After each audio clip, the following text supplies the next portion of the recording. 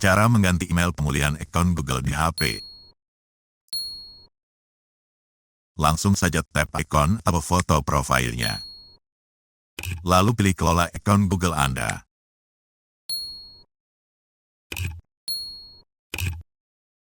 Kemudian buka bagian keamanan.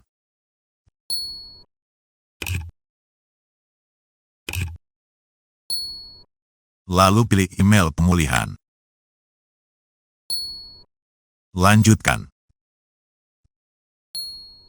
Buka dulu kunci keamanan HP kita.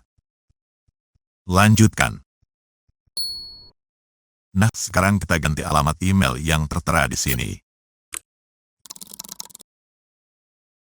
Verifikasi.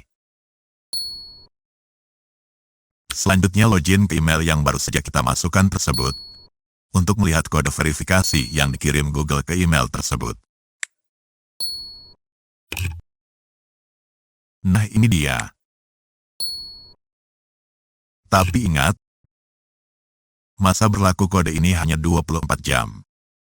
Jika tidak kita gunakan selama 24 jam, berarti kode ini tak akan berfungsi lagi.